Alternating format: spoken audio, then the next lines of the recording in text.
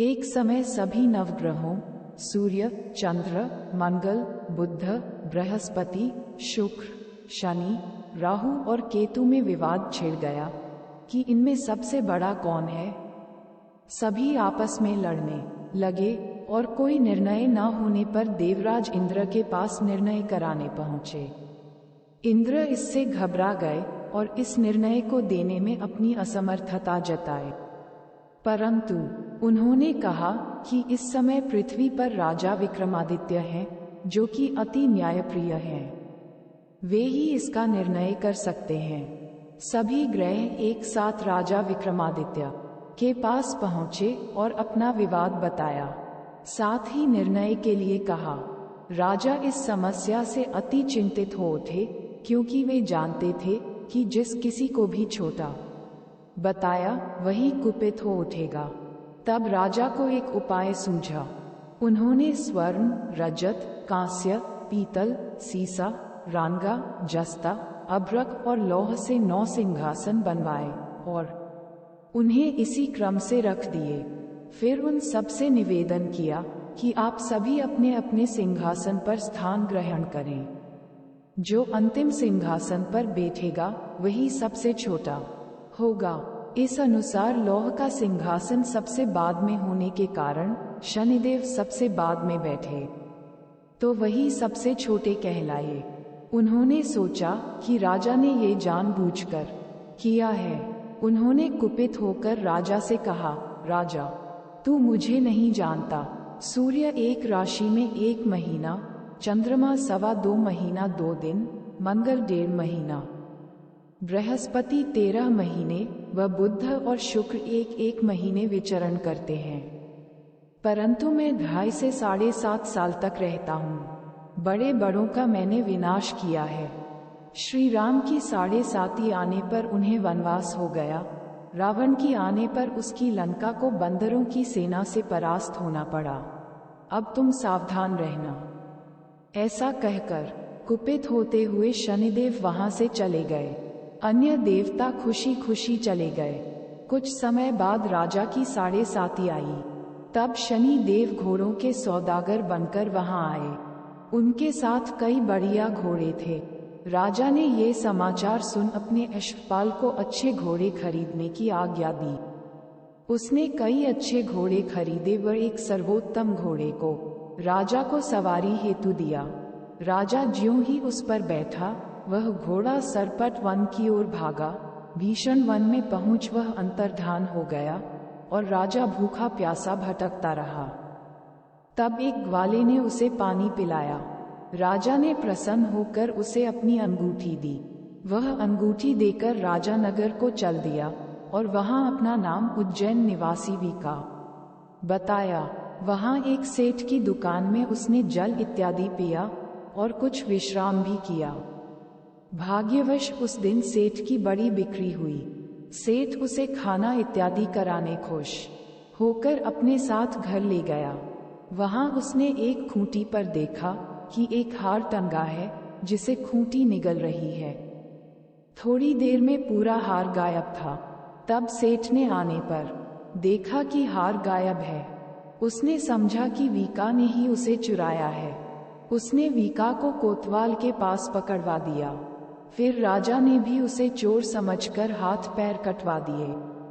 वह चौरंगिया बन गया और नगर के बाहर फेंकवा दिया गया। वहां से एक तेली निकल रहा था, जिसे दया आई और उसने वीका को अपनी गाड़ी में बिठा लिया। वह अपनी जीभ से बैलों को हाँकने लगा। उस काल राजा की शनि दशा समाप्त हो गई। वर्षा काल आने पर वह मल्हार गाने लगा। तब वह जिस नगर में था, वहां की राजकुमारी मनभावनी को वह इतना भाया कि उसने मन ही मन प्रण कर लिया कि वह उस राग गाने वाले से ही विवाह करेगी। उसने दासी को ढूंढने भेजा। दासी ने बताया कि वह एक चौरंगिया है, परंतु राजकुमारी ना मानी। अगले ही दिन से उठते ही वह अनशन पर बैठ गई कि विवाह करेगी तो उसी से। उसे बहुतेरा समझाने पर भी जब वह ना मानी, तो राजा ने उस तेली को बुला भेजा और विवाह की तैयारी करने को कहा। फिर उसका विवाह राजकुमारी से हो गया। तब एक दिन सोते हुए स्वप्न में शनिदेव ने राजा से कहा, राजन, देखा तुमने मुझे छोटा बताकर कितना दुख झेला है।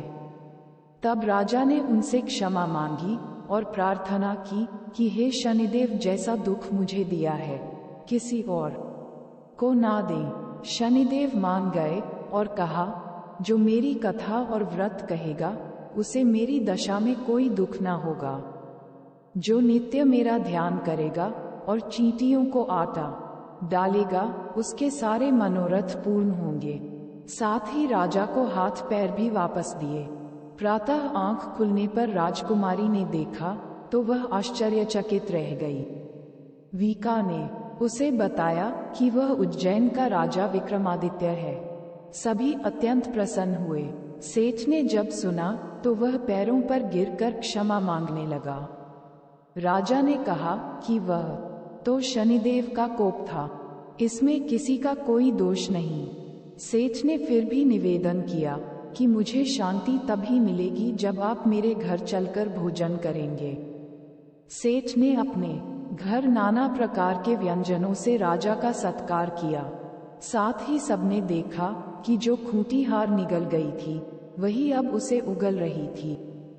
सेठ ने अनेक मोहरे देकर राजा का धन्यवाद किया और अपनी कन्या श्रीकंवरी से पाणी ग्रहण का निवेदन किया। राजा ने सहर्ष स्वीकार कर लिया। कुछ समय पश्चात राजा अपनी दोनों रानियों मनभावनी और श्रीकंवरी को सभी उपहार सहित लेकर उज्जैन नगरी को चले। वहां पुरवासियों ने सीमा पर ही उनका स्वागत किया। सारे नगर में दीपमाला हुई, वह सबने खुशी मनाए। राजा ने घोषणा की कि मैंने शनि देव को सबसे छोटा बताया था, जबकि असल में वही सर्वोपरि हैं। तब से सारे राज्य में शनिदेव की पूजा और कथा नियमित होने लगी। सारी प्रजा ने बहुत समय खुशी और आनंद के साथ बिताया। जो कोई शनि देव की इस कथा को सुनता या पढ़ता है उसके सारे दुख दूर हो जाते हैं। व्रत के दिन इस कथा को अवश्य पढ़ना चाहिए। और एक समय की बात है, भगवान सूर्य के पुत्र शनि बचपन में बहुत सुंदर थे और तेजस्वी भी।